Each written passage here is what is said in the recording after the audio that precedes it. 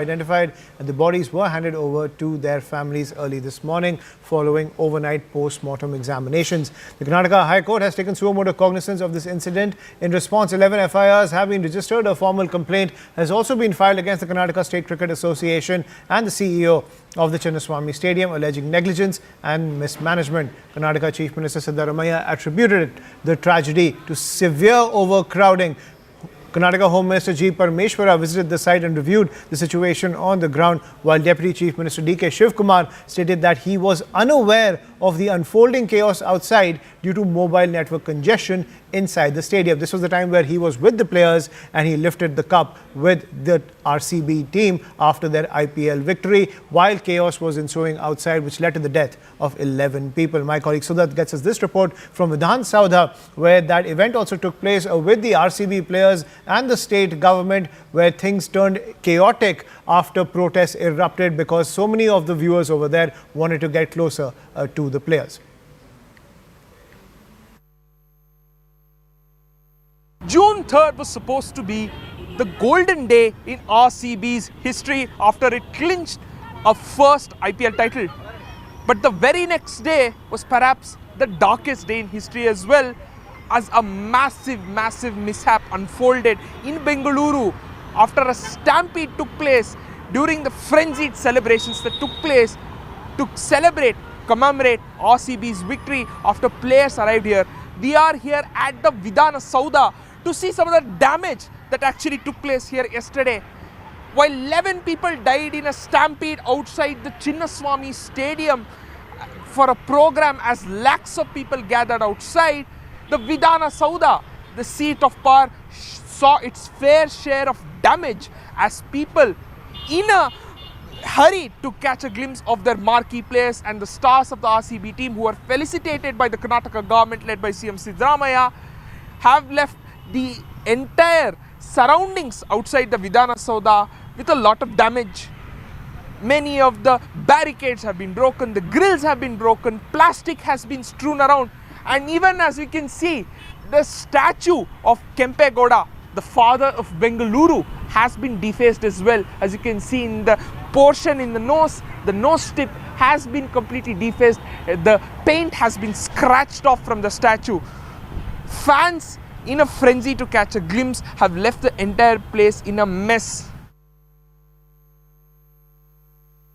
Nobody has expected so much of crowd will come, because the capacity of the stadium is only 35,000, but 2 to 3 lakh people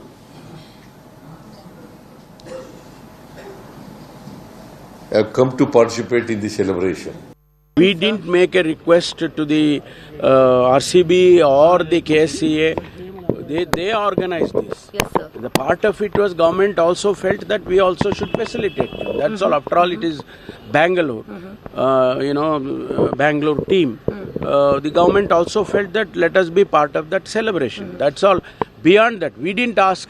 We are going to do it. RCB and KSCA, they are the ones who brought the team to Bangalore. Though it has happened very unexpectedly, we never expected, no one expected such a crowd. After 18 years, I don't know what was boiling in the youngsters. They all came. So as you can see, the heads of the Karnataka government there blaming the crowd for overwhelming the security forces, the police on the ground. But let's take you through what actually unfolded yesterday when it comes to the chaos which took place outside the Chinnaswamy Stadium. At 7 a.m., RCB posted a message about the victory parade. This came in at 7 a.m. RCB's first message was the victory parade will take place at 3:30 p.m. In the afternoon, however, Karnataka Home Minister said that the parade has been cancelled. There wasn't any requisite permission for the parade because not many personnel were available to be deployed. But at 3:14 p.m., the RCB posted a second message on the victory parade, saying that the victory parade is on. What RCB posted in their second message is that the victory parade will take place at 5 p.m. That was the message which came in from RCB to all of its fans. Remember, fans had also come in not just from Bengaluru but from all over the state to celebrate the victory of RCB. A large number of fans gathered at the Chinnaswamy Stadium and police resorted to mild lathi charge to control the crowd. Remember, 2.5 lakh people were there at the Chinnaswamy Stadium as per the statement of the state government inside the Karnataka High Court, and only 5,000 police personnel were there to manage that massive crowd, which clearly led to overcrowding, and the rush led to the stampede. Remember, the gates of the Chinnaswamy Stadium opened just a little bit and the sea of humanity that just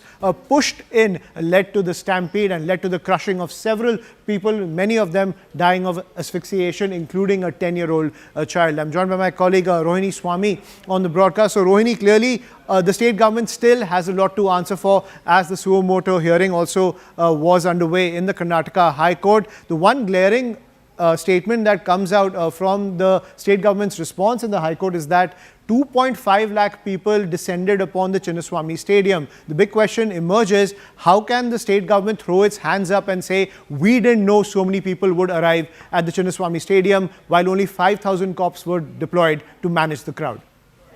Well, now this is the point. This is the whole point, right? There's a political blame game, and there's a blame game of all sorts that are taking place.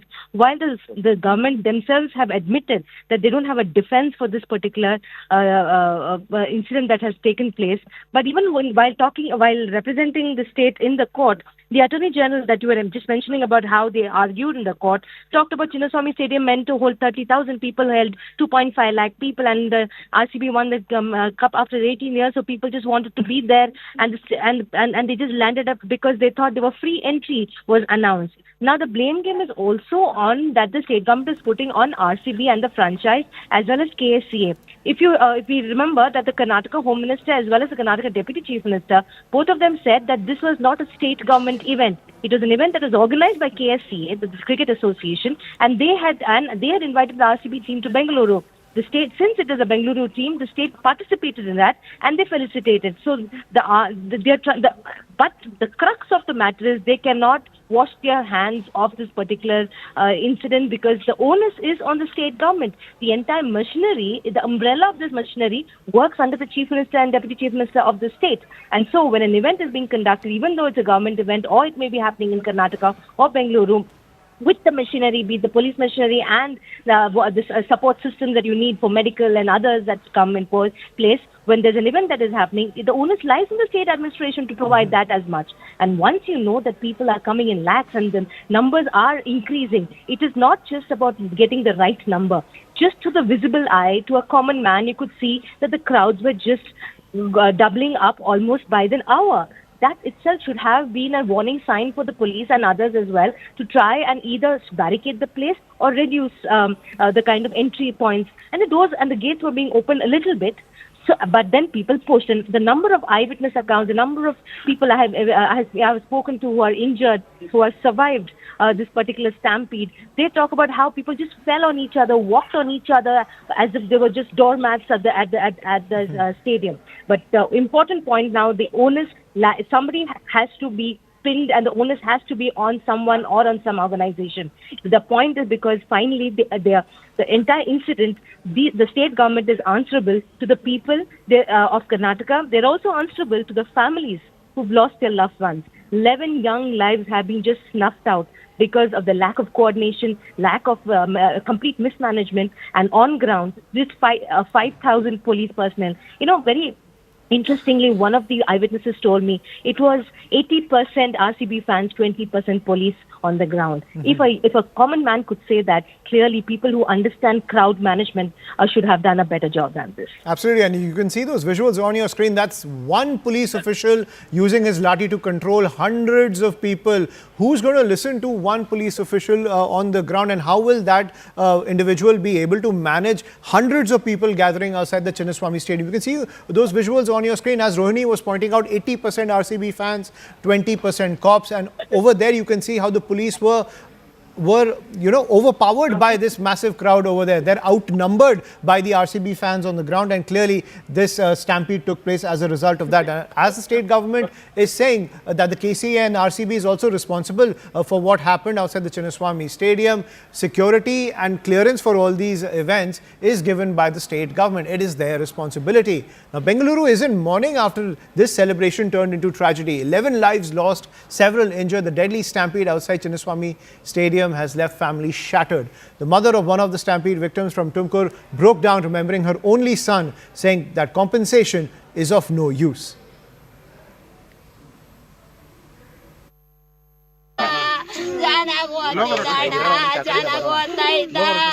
Friend ಹುಡುಗರು ಕರ್ಕೊಂಡು ಹೋಗ್ತಿರ್ಗ ವಾಪಸ್ ಕರ್ಕೊಂಡು ಬರ್ಲಿಲ್ಲ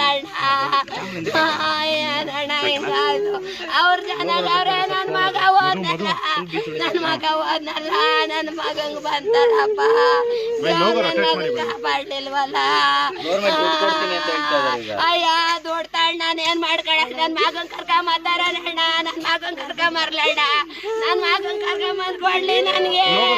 ನನ್ ಮಗ ಬಂದ್ರೆ ಸಾಕು ನನ್ಗೆ, ನನ್ ಮಗ ಬೇಕು ನನ್ಗೆ, ನನ್ ಮಗ ಬೇಕು. ನಾವು 1 ಅವರ್ ಬಿಟ್ಟು ಅವನು ಇರ್ತಿರ್ಲಿಲ್ಲ. ಒಬ್ಬ ಮಗನ ಸಾಕೊಂಡಿದ್ದೀನಿ, 22 ವರ್ಷ ಅವನಿಗೆ ತುತ್ತು ಕೊಟ್ಟಿದ್ದೆ ಸಾಕಿ. ಇವತ್ತು ನಿಮ್ಮ ಒಂದು ಧೋರಣೆಯಿಂದ ಇಲ್ಲಿ ಬೀದಿನಲ್ಲಿ ಹೆಣ ಆಗಕ್ಕೆ ಮಾಡಿಬಿಟ್ಟೆ. ನನಗೆ ಕೇಳ್ದೆ ಬಂದಿದ್ದೆ, ದಯವಿಟ್ಟು ಅವ್ರನ್ನ ಇವಾಗನೇ ನನಗೊಂಚೂರು ಮಾಡಿ ಕಳಿಸ್ಕೊಡಿ. ಆಗೋಗ್ಬಿಟ್ಟಿದ್ದೆ, ಬರೋದು ಹೋಗೋದು. ನಿಮಗೆ ಎಷ್ಟು ಕೋಟಿ ಜನಗಳಿದ್ದಾರೆ, ನನಗಾಗಲ್ಲ. ನನಗೆ ಕಳಿಸ್ಕೊಡಿ.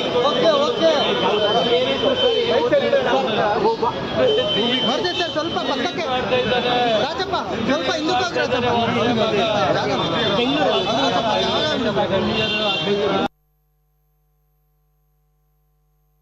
Sir, I need to ask you, what is the situation of the injured here? The people who have passed away, their bodies have been handed over to their families as well. But what is the situation of the youngsters all the here? patients, youngsters, they are in our wards, or they are out of danger. All other, even that young boy, Bilal, aged about 4 years, he is also happy. He is also taking treatment, no problem. Other 2 patients having fractures of the both legs. So we are doing surgery. After some time, he will become all. What are the kind of injuries that they face? Upper torso, lower torso, have they? No, legs, both bones leg. Okay. So both bones leg we call tibia and fibula. Yes. Yeah. Yes. How serious? How many of them are grievous, or how many of them actually are they all out of danger right now? So whoever had fracture bones are said to be grievous But there injuries. are some who have also head injuries as well. The small head injuries, if they are conscious, they are responding to oral commands, I don't think they are grievous. How many children were brought in here? Because a lot of children also were part of the stampede there, we were told. About 10 years, ma. And staying with the Bengaluru tragedy, as the probe continues, politics has also erupted over the matter and continues to escalate. Karnataka Chief Minister Siddaramaiah blamed the crowd for the tragedy, but the BJP has accused the Congress government of criminal negligence and demanded a judicial inquiry. BJP has said that the government has failed to ensure proper security arrangements and has even demanded the resignation of Chief Minister Siddaramaiah, Deputy Chief Minister Shivakumar and Home Minister Parameshwara. Now, Chief Minister Siddaramaiah defended his government, citing past tragedies like the Mahakumbh Stampede. He cited the Mahakumbh deaths in January 2025, saying, and I quote, "Such incidents happen in many places. 50 to 60 people died in Kumbh Mela. I did not criticize the Uttar Pradesh government over it." Meanwhile, Deputy Chief Minister DK Shivakumar broke down while reacting to the allegations by the opposition, saying that it should stop playing politics over dead bodies. ಇಂಥ ಬೇಕಾದಷ್ಟು ಕಡೆ ನಡೆದಿದ್ದಾವೆ, ಆದರೆ ನಾನು ಎಲ್ಲನೂ ಈಗ defend ಮಾಡ್ಕೊಳ್ಳೋಕೆ ಹೋಗಲ್ಲ. ಅಲ್ಲಿ ನಡೆದಿದ್ದಾವೆ, ಹಿಂದೆ ನಡೆದಿತ್ತು, ಇದರಲ್ಲಿ ಕುಂಭಮೇಳದಲ್ಲಿ ನಡೆದಿತ್ತು ಅಂತ ಹೇಳಿ ಇಲ್ಲಿ ಡಿಫೆಂಡ್ ಮಾಡ್ಕೊಳ್ಳೋಕೆ ಹೋಗ್ತಾ ನಾನು ಹೋಗಿದ್ದೀನ? ಕುಂಭಮೇಳದಲ್ಲಿ ಎಷ್ಟು ಒಂದು 50-60 ಜನ ಸತ್ತಿದ್ರು. ಸ್ಟ್ಯಾಂಪೀಡ್ ಯಾರು ಯಾರು ನಾನು ಟೀಕೆ ಮಾಡಿದ್ನ? ನಾನ್ ಟೀಕೆ ಮಾಡಿದ್ನೇನ್ರಿ? ನಾನ್ ಟೀಕೆ ಮಾಡಿದ್ನ? ಯಾರು ಮಾಡಿದ್ದವರು? ಕಾಂಗ್ರೆಸ್ನಿಂದ ಬೇರೆ. ನಾನ್ ಮಾಡಿದ್ನೇನ್ರಿ? ಸರ್ಕಾರದಿಂದ ಮಾಡಿಲ್ಲ, ಕರ್ನಾಟಕ ಸರ್ಕಾರ ಮಾಡಿಲ್ಲ. This celebration, this joy was marred today by the unfortunate stampede that has happened yesterday in Bangalore, which I feel was completely avoidable. And I would also say that it was state orchestrated. He gives an open invitation, knowing fully well the frenzy of the crowd of the fans. And he gives this open invitation without making adequate security arrangement, safety arrangement, and crowd management protocols. You can't blame RCB, you can't blame Virat Kohli, you can't blame the fans today. Now, my request is very simple. Lives that have gone cannot be brought back. But the state government must own up and compensate monetarily for the lives lost and support the surviving family members. BJP and JDS always place politics on dead bodies. That is their life, this one. Yeah, their agenda, political agenda. But they should see what they have done. We are deeply hurt. It is our own family, all the members, the image of Karnataka, the image of Bangalore. Yes, we take it. We are not blaming on others, though it has happened very unexpectedly. We never expect, no one expected such a crowd, after 18 years. I don't know what was boiling in the youngsters. They all came. We all are, my CM is also shocked, my Home Minister is also shocked, the entire government is shocked. The state is mourning for this. It was their responsibility. DK Shivakumar, instead of bringing tears today before the media, he should have thought yesterday, when more than 11 innocent lives were lost. DK Shivakumar were busy with the Champion Cup, kissing the Champion Cup. DK Shivakumar, Chief Minister, and their family members were busy taking selfie with RCB players before Vidhana Soudha. So it's not true that DK Shivakumar was not aware of the tragedy happened yesterday. If at all, if he was not aware of the 11 deaths before the celebration was carried out, he is unfit to be in that position.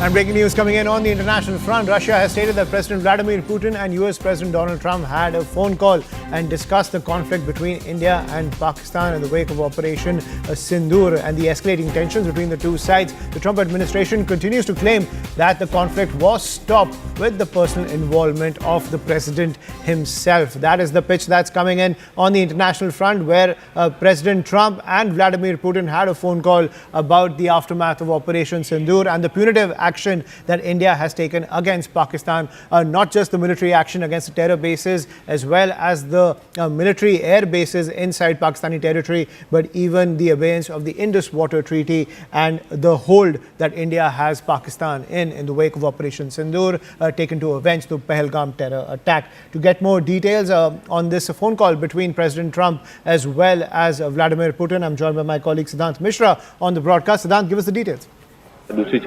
Yes, so the phone call indeed took place between the two leaders. In fact, this is the second phone call after 19th of May, and there have been multiple developments since then. And now we're getting to know, in fact, some of the Russian media is reporting this, that both leaders discussed in India-Pakistan issue.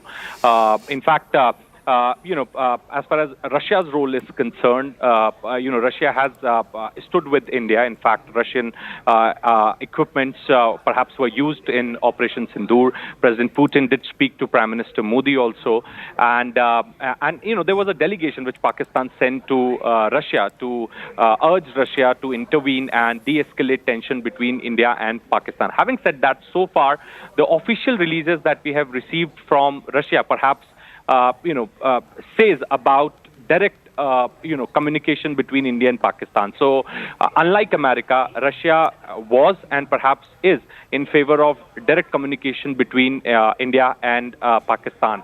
So it would really be interesting to see that what is going to be the outcome of this particular conversation in terms of the release that we could expect from Russia in some time from now. But Russian media is reporting that both leaders discussed India-Pak issue. Right. Thank you, Siddhant, for getting us that piece of breaking news. So any direct talks between India and Pakistan unlikely to take place, given the fact that Prime Minister Modi has set the red lines, saying that talks with Pakistan will only take place on terror and Pakistan-occupied Kashmir. We will continue to track all the developments coming in on the international front in the wake of Operation Sindoor. For now, a quick break. More news and updates on the other side.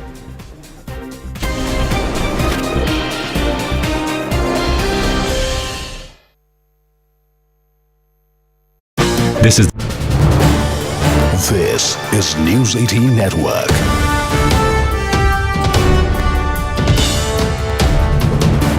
India's largest news network. Checks at major Indian airports. Concerns have been raised over the airline's adherence to international and domestic aviation standards. Inspections took place in Hyderabad, Chennai, Delhi and Bengaluru.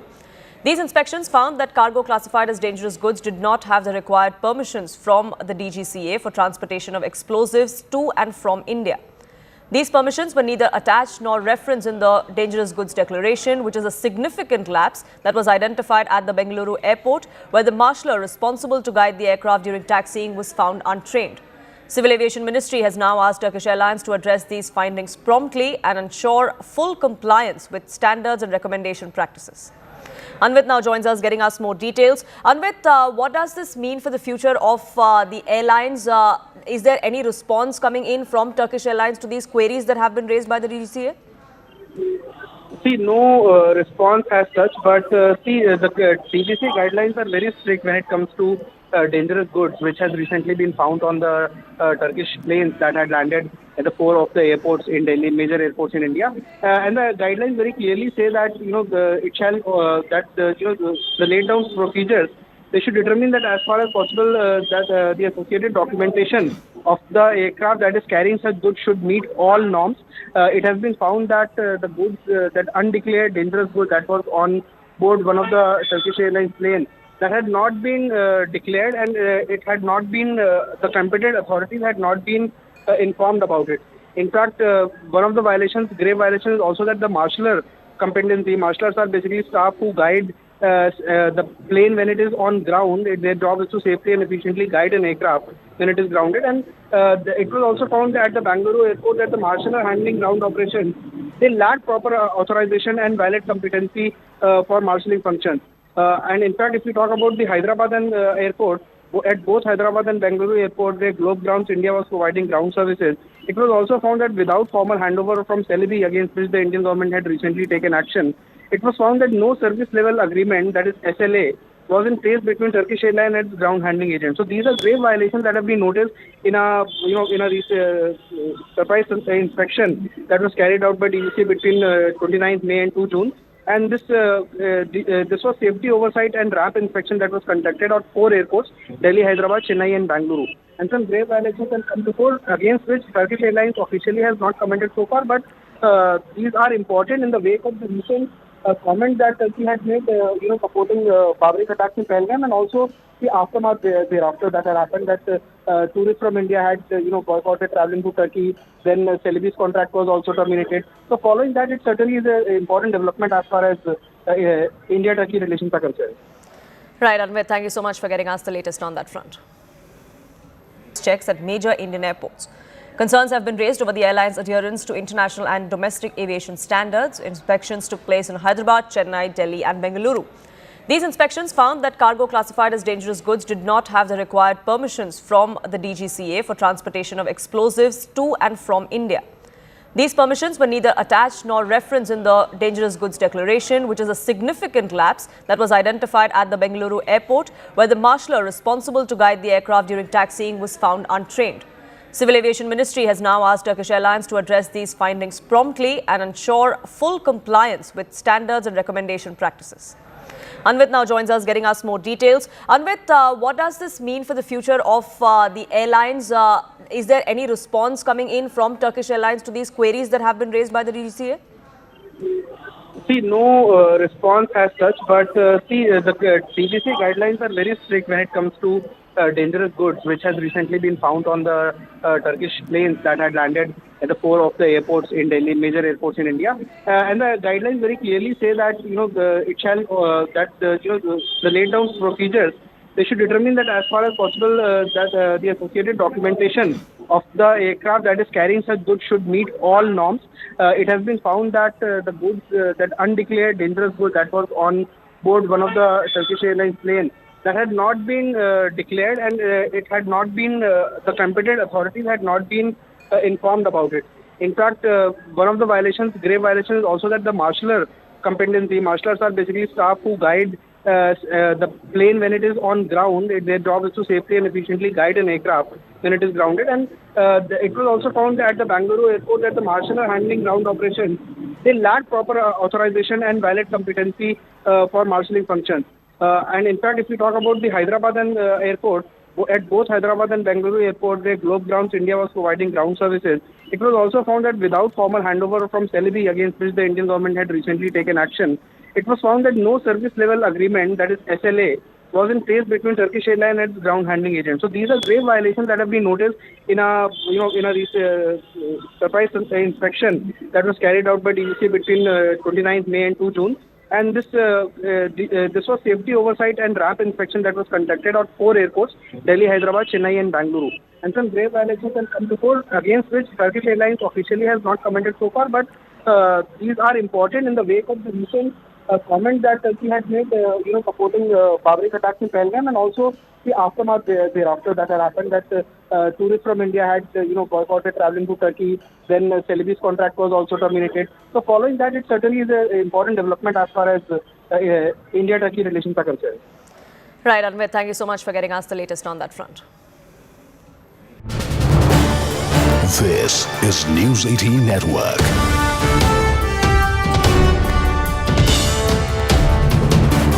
India's largest news network. Checks at major Indian airports.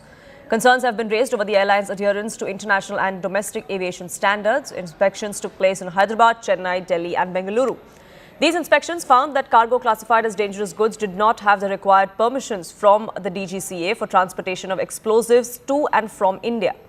These permissions were neither attached nor referenced in the dangerous goods declaration, which is a significant lapse that was identified at the Bengaluru airport, where the marshaller responsible to guide the aircraft during taxiing was found untrained. Civil Aviation Ministry has now asked Turkish Airlines to address these findings promptly and ensure full compliance with standards and recommendation practices. Anvit now joins us, getting us more details. Anvit, what does this mean for the future of the airlines? Is there any response coming in from Turkish Airlines to these queries that... And welcome back to the Nation at 5 with me, Ayushman Singh Jamwal. Big breaking news coming in on the aviation front as India boosts the Atmanirbhar factor in the defense sector. Dassault Aviation is partnering with Tata Advanced Systems to manufacture Rafale fighter aircraft fuselages. Dassault Aviation and Tata Advanced Systems signed a production transfer agreement to manufacture the Rafale fighter fuselage in India. The first fuselage sections are expected to roll out in 2028. To deliver up to 2 fuselages per month is the agreement that has been signed between both sides. I'm joined by my colleague Akash Sharma on the broadcast to decode this further. Akash, how big of a game changer is this? Ayushman, you see, it is for the very first time when, the fuselage of Rafale, is going to be produced outside France, because till now we know that how, this is a platform by France, and Dassault Aviation is the company that is involved in the sort of production. But now we have this confirmation, and in fact an official confirmation, that how an agreement has been signed between Dassault Aviation and Tata Advanced Systems Limited, where a facility will be set up in Hyderabad, and these fuselages will be produced here in India. Remember, Indian Air Force as of now is using Rafale aircraft, and also as far as Indian Navy is concerned. So we know that how there is a contract, and in fact Indian Navy is going to receive a Rafale Marine version in some years from now. We have been told that by 2028, the first fuselage will be coming out. And in fact, they will be producing fuselages not just for Indian forces, where we have several sort of pending contracts like Rafale Marine, but also for the world. And it will be a game changer, because it is for the very first time that both the companies are coming together, to produce fuselages. I have been, talking about Atmanirbhar in the defense sector, Ayushman, and this is for the first time that we are seeing such a deal where a Rafale fighter jet, we know that how potent the platform is, and now the fuselages will be produced here in India. Right, and Akash, at the same time, 4 deals signed with Tata, and as you're pointing out, a very significant development is that these fuselages will also be manufactured for nations across the globe. So India becoming a defense exporter and pushing its potential on that front. At the same time, India also working to create a 5th generation fighter from its domestic line as well. This is a huge boost in that direction as well. Oh, of course, India has been eyeing on the production of AMCA. In fact, the prototype is expected by 2027, and the actual aircraft and, in fact, the fighters for the Indian Air Force are expected by 2037. And in that respect, we have seen that how Raksha Mantri, in fact, has recently, in fact, approved the execution model where both the private industries and the public sector undertakings can come together for the production of AMCA. But other than AMCA, also we have several sort of platforms, several sort of weapons and indigenous systems that are being produced in India. In fact, today, India is exporting, systems like BrahMos to countries like Indonesia and Philippines. And we know that how we are in talks with several other countries for the other platforms and weapons. We know about the Pinaka rocket launcher systems. We know about other platforms. We know that how India has inducted, INS Vikrant, our own indigenous aircraft carrier. And in fact, then we have several sort of ships, frigates that are, under construction, several sort of gun systems that we are working on, several sort of howitzers that we have been working on, and several other systems as well. So India definitely is producing, its own platforms and weapons as far as defense industry is concerned, and not just producing, but also exporting. Today, we have, got several sort of targets as far as exports are concerned. But this particular deal, Ayushman, is a big one, given the fact that this is for the very first time when the fuselages of the Rafale fighter jets will be produced, outside the France and in India now. Absolutely, and India's defense capabilities and homegrown systems, they showed their prowess to the globe during Operation Sindoor. I'm also joined by Major General A.K. Sewaj, a defense expert on the broadcast. Sir, a huge development coming in India's Atmanirbharta push in the defense sector. Now this deal between Tata and Dassault to build fuselages, Rafale fuselages in India, not just for the Indian Air Force, but also for its export purposes. How do you see this development coming in? There could have been a better news than this, no doubt about it. Once, this coordination, cooperation take place, a deal has taken place between Tata and Dassault and about the fuelage. Now the point which is coming is that India is now basically making almost 80 to 85% of their own defense show by itself. Earlier, India used to almost take 60 to 70% of its defense equipment from outside. So there's a huge change which has taken place in last 15 years.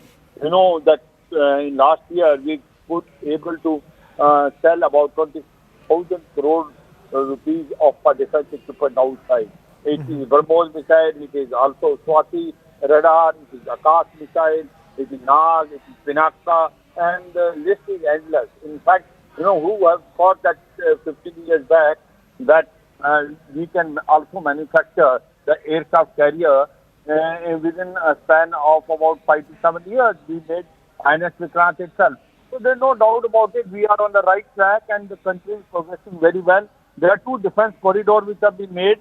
One in north in UP and in south in Tamil Nadu. Now these 2 corridors have managed to get number of startups there, and they are manufacturing the defense equipment. And we, as on today,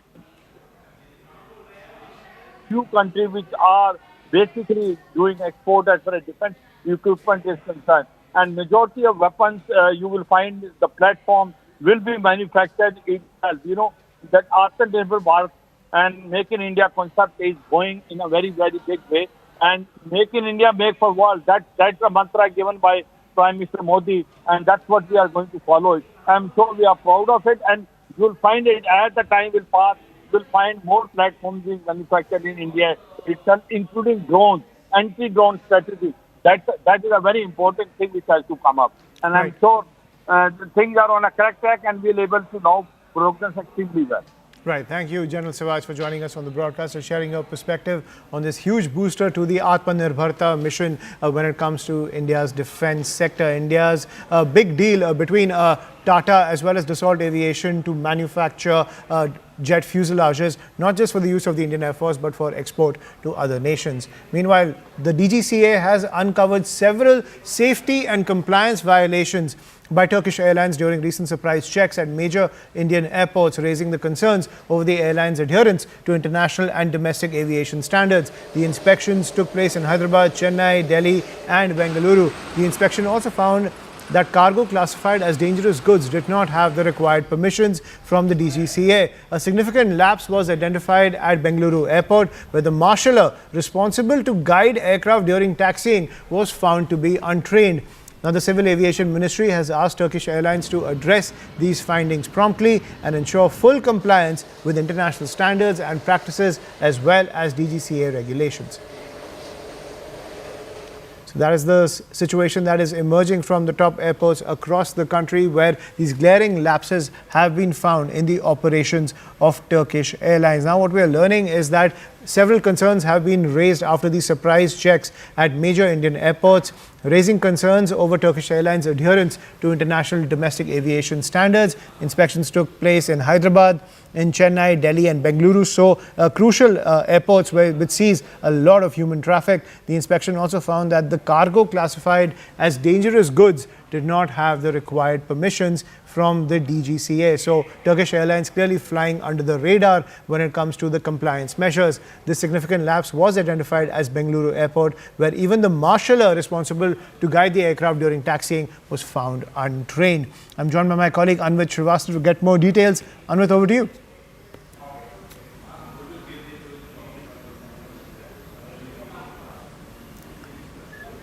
We'll try to connect with Anvit over there, but the Civil Aviation Ministry has asked Turkish Airlines to address these findings promptly and ensure full compliance with international standards and practices as well as the regulations of the DGCA. I think Anvit is back with us on the line. Anvit, please give us the details when it comes to these glaring lapses by Turkish Airlines found at the crucial airports across the country, which sees a lot of human traffic. Any indication coming in how long this was happening without the clearances, without the requisite permissions? How was Turkish Airlines allowed to operate for so many years in these crucial airports?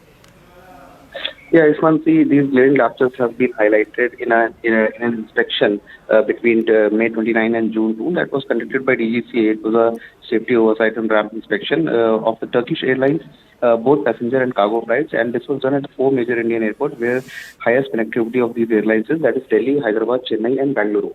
And these inspections were certainly carried out to ensure compliance with both international and national safety regulations after recent escalation with Turkey, since it came out in support of Pakistan, making open statements backing the outbreak Pahalgam attacks. And also, when more grave is that this surprise inspection has led to revelation of serious violations on part of Turkish Airlines. And these violations are very serious, like marshaller competency. Basically, marshals are staff that guide an aircraft on ground, when they guide it with hand gestures or other expertise that is involved. So it was found at Bengaluru Airport that the marshaller handling ground operations also lacked proper authorization and a valid competency card for marshalling functions. Other than that, the cargo that was scanned, it was also found that it contained some quote-unquote dangerous goods, for which permissions is required from the DGCA for carriage of such goods from India or to India, and competent authority needs to be informed, which was not being done by Turkish Airlines. Further, it has also been found that at both Hyderabad and Bengaluru Airport, where Globe Ground India was providing ground services with formal handover from Selfie. And just to remind that Selfie is the firm against which Indian government has recently taken action and had blacklisted it following escalations with Turkey. It was found that no service level agreement was in place between Turkish Airlines and its ground handling unit. More so, that equipment such as ladders, step ladders, trolleys and ground powder units, these also lack proper accountability and monitoring. And another grave violation, the fourth violation that DGCA has highlighted following its inspection, is that during the arrival of aircraft of Turkish Airlines, it was also noted that aircraft maintenance engineer, he was not available, and the arrival procedure was usually carried out by technicians instead, which is grave violation, another as part of the late guidelines that the DGCA has laid. So this certainly a grave violation, whether we can see it in the wake of the recent escalation between India and Turkey following military escalations with Pakistan, or you see it in general also. These were the violations that had been were being done for quite some time, and all the all the procedures that have been laid by DGCA, that's the mandate, that were completely being violated. Right. Thank you, Anvit, for getting us those details. But this is what aviation expert Mark Martin had to say on this story.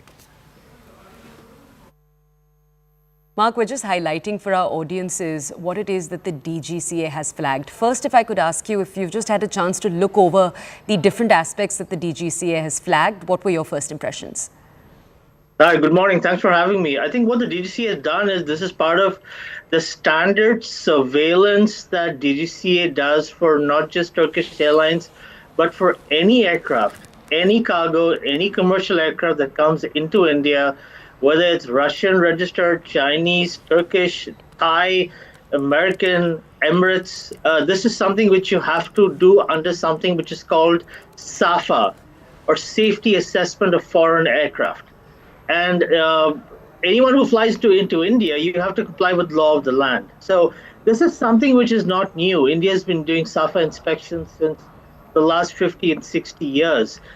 It's the intent of this inspection that's a bigger concern, because if you do this inspection with an aircraft coming in from Emirates or even Singapore Airlines or Malaysian Airlines or United or Delta or whatever, you're going to have findings. It doesn't mean that it's a terror threat. Now, DG or dangerous goods is governed by IATA.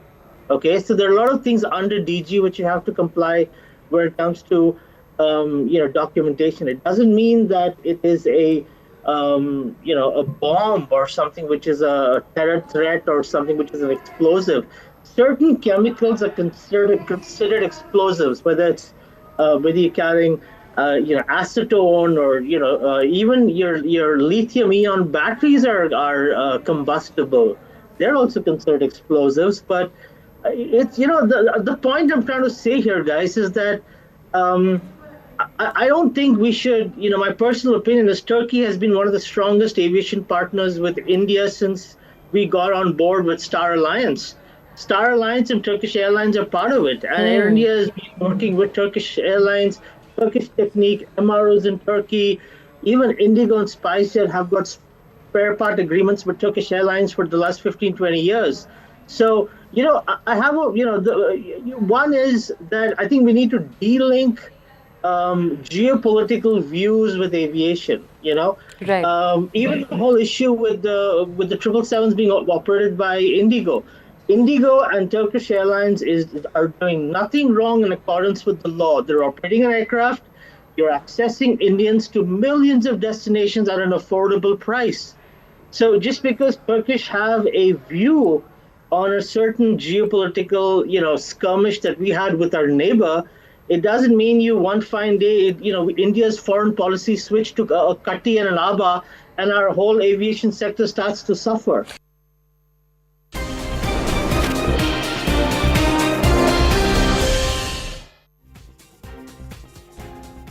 We are about. This is News 18 Network.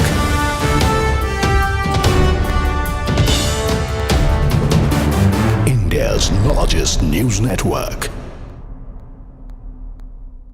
Checks at major Indian airports. Concerns have been raised over the airline's adherence to international and domestic aviation standards. Inspections took place in Hyderabad, Chennai, Delhi and Bengaluru. These inspections found that cargo classified as dangerous goods did not have the required permissions from the DGCA for transportation of explosives to and from India. These permissions were neither attached nor referenced in the dangerous goods declaration, which is a significant lapse that was identified at the Bengaluru airport, where the marshaller responsible to guide the aircraft during taxiing was found untrained. Civil Aviation Ministry has now asked Turkish Airlines to address these findings promptly and ensure full compliance with standards and recommendation practices. Anvit now joins us, getting us more details. Anvit, what does this mean for the future of the airlines? Is there any response coming in from Turkish Airlines to these queries that have been raised by the DGCA? See, no response as such, but the DGCA guidelines are very strict when it comes to dangerous goods, which has recently been found on the Turkish planes that had landed at the 4 of the airports in Delhi, major airports in India. And the guidelines very clearly say that the laid down procedures, they should determine that as far as possible that the associated documentation of the aircraft that is carrying such goods should meet all norms.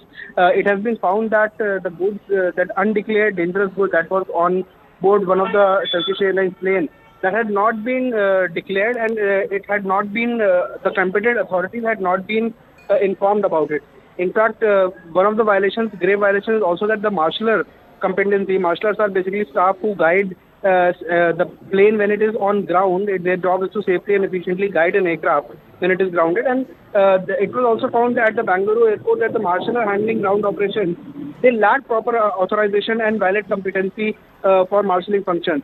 And in fact, if we talk about the Hyderabad and airport, at both Hyderabad and Bengaluru airport, where Globe Grounds India was providing ground services, it was also found that without formal handover from Celebi, against which the Indian government had recently taken action, it was found that no service level agreement, that is SLA, was in place between Turkish Airlines and its ground handling agent. So these are grave violations that have been noticed in a surprise inspection that was carried out by DGCA between 29th May and 2 June.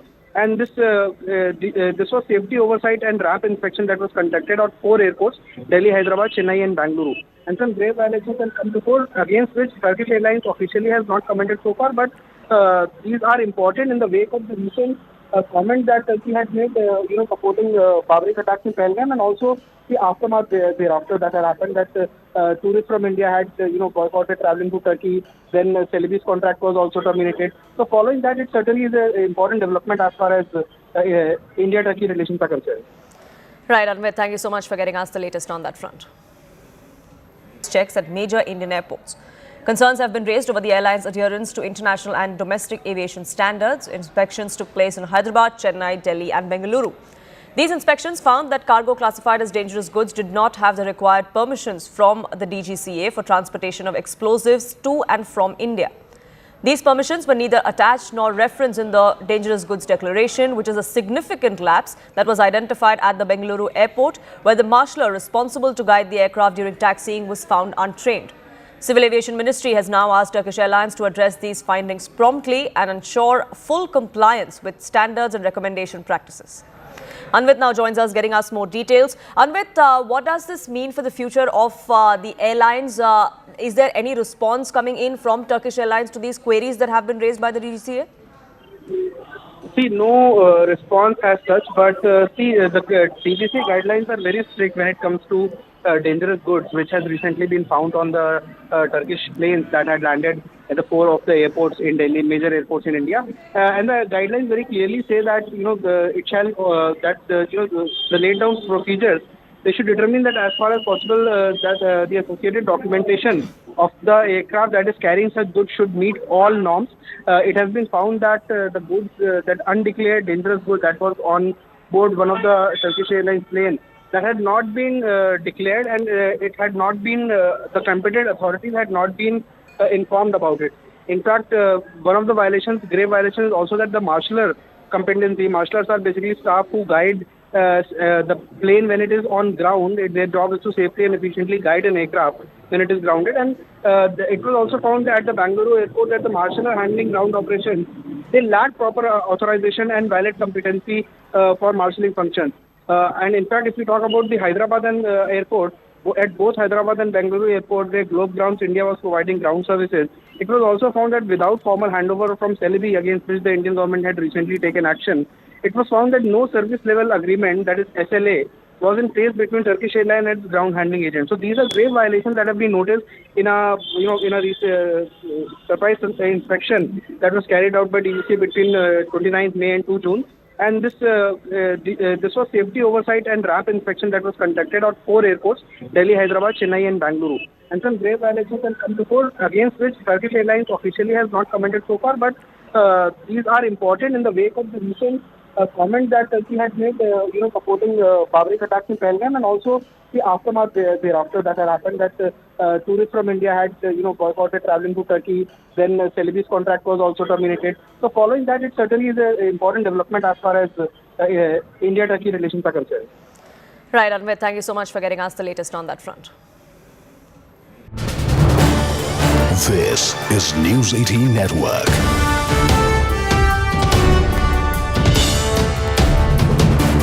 India's largest news network. Checks at major Indian airports. Concerns have been raised over the airline's adherence to international and domestic aviation standards. Inspections took place in Hyderabad, Chennai, Delhi and Bengaluru. These inspections found that cargo classified as dangerous goods did not have the required permissions from the DGCA for transportation of explosives to and from India. These permissions were neither attached nor referenced in the dangerous goods declaration, which is a significant lapse that was identified at the Bengaluru airport, where the marshaller responsible to guide the aircraft during taxiing was found untrained. Civil aviation. So India has been sending groups of members of parliament to various global capitals. One group that went to the East Asian countries, Japan, South Korea, Singapore, Malaysia and Indonesia. One of the members of that group was Mr. John Brittas. He's a member of parliament of the CPIM in the Rajya Sabha. Thank you very much, Mr. Brittas, for speaking with us here on CNN News 18. When you went to these countries, Japan, South Korea, Singapore, etc., what was the reception you got? Were those capitals sympathetic to India's point of view, that why India needed to carry out Operation Sindoor, or were they sort of equating India and Pakistan and saying, we don't war, both countries are to blame or both countries are at fault? What is the view that you got? If I can be candid, there were mixed responses. They had their own questions, their own concerns. But I can tell you one thing, they received us very well, and we got an opportunity to explain the stand of India. We could convey the message of India. We could extend our request to them, saying that when we are combating terrorism, it cannot be done by a country alone.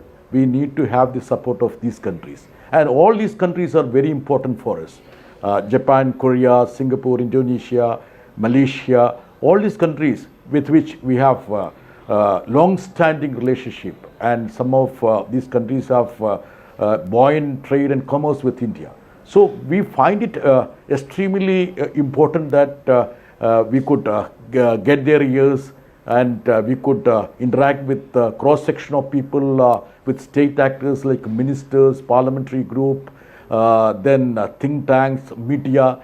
And another facet is that in a couple of countries, including Japan and Indonesia, we could reach out to the ambassadors of other countries.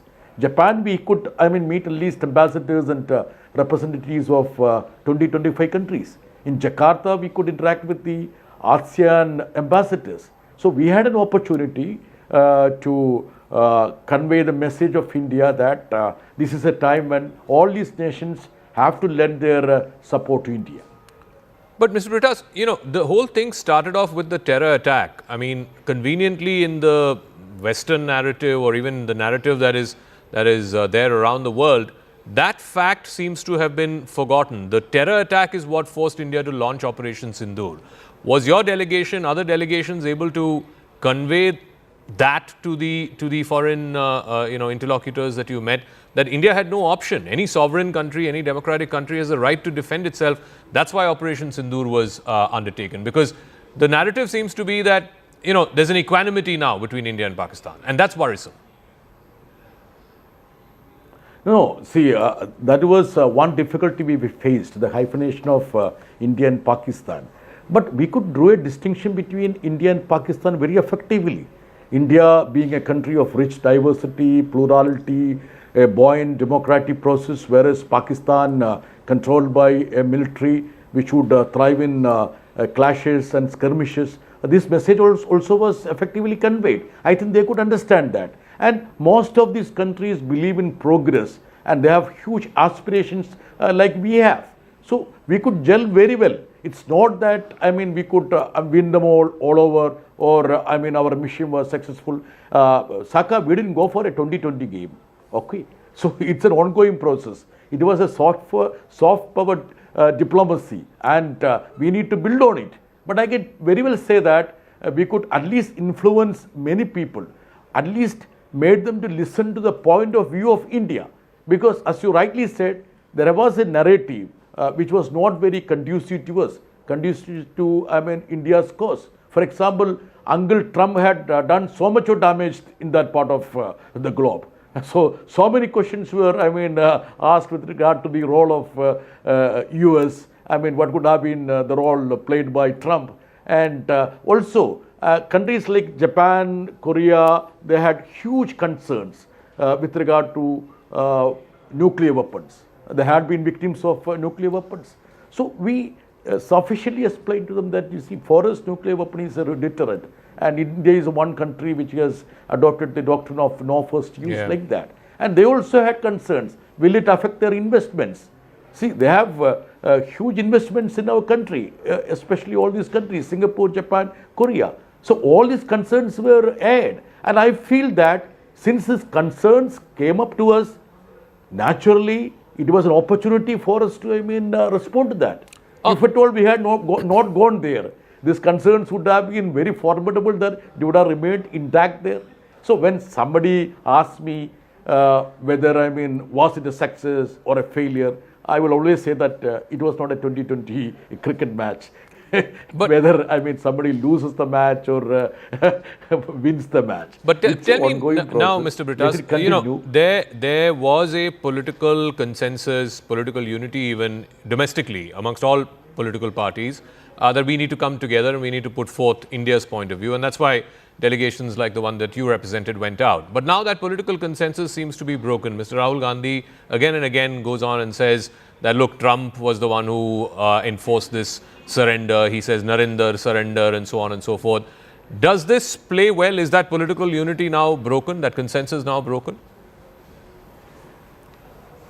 See, Saka, since I am back now, my message to this government would be this. We have fulfilled our obligation of being part of this outreach. Now, let the government fulfill its obligation of taking the country into confidence. We went there with the intention of taking the world community into confidence. Now the primary task of the government is to take the country into confidence. For that, in a parliamentary democracy, the parliament needs to be convened. There is no harm in parliament meeting for 2 days as a special session to discuss the whole gamut of issues. There are concerns. In a democracy like ours, questions are need to arise. I won't fault Rahul Gandhi for that. The way in which he put across the question, you can naturally decide to say it's not the way he has to air the question. But I can tell you, I have numerous questions in my mind. When I was part of the mission, of course, there was a motto there. But when I am back here, my questions are as buoyant as the concerns of other peoples also. So I have a question. What happened in Pahalgam? Was there a security failure? Was there intelligence failure? What was the role of Uncle Trump in this? Did we sufficiently rebut his claims? Didn't he carry India to even the courts of America? Let us discuss all that. What should be the way out?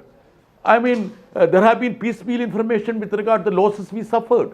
I think the Parliament is the best forum where we need to debate and have a discourse on it. So the government needs to shoulder its responsibility, fulfill its responsibility. Hopefully some of those questions will be asked and answers will be sought when the monsoon session convenes. I believe the dates are already out, 3rd week of July. Thank you very much, Mr. Brittas, for joining us here on CNN News 18. Thank you. All right, so there you go. Members of Parliament who are part of these various delegations. You heard from CPM MP, Mr. Brittas. We spoke to Mr. Owaisi as well earlier today. They had a particular job to do. They've done that job and they've now come back. Of course, now the domestic sort of political fracas or political back and forth will begin once the monsoon session convenes a little later on in July. As we wrap up, before we toss to Plain Speak, Kamal Hassan's Thug Life is now grabbing attention for some unexpected reasons, whether it's the political controversy, whether it's these headline-making scenes, all of that seems to have become the talk of town. The movie released today. Let's find out what's behind all the buzz.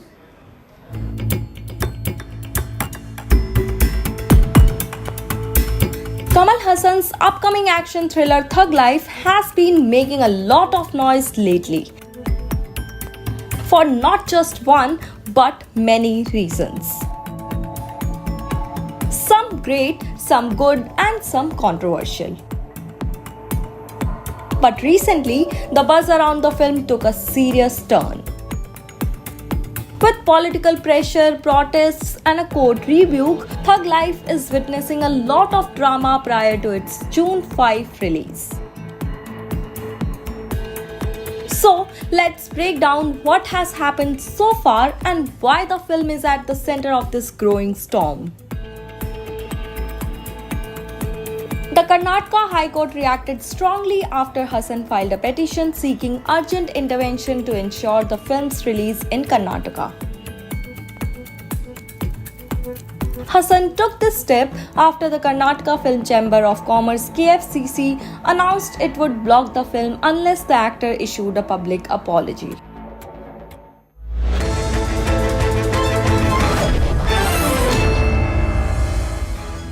Welcome everyone. Thanks a lot for staying with us. You're watching Plain Speak with me, Shivani Gupta.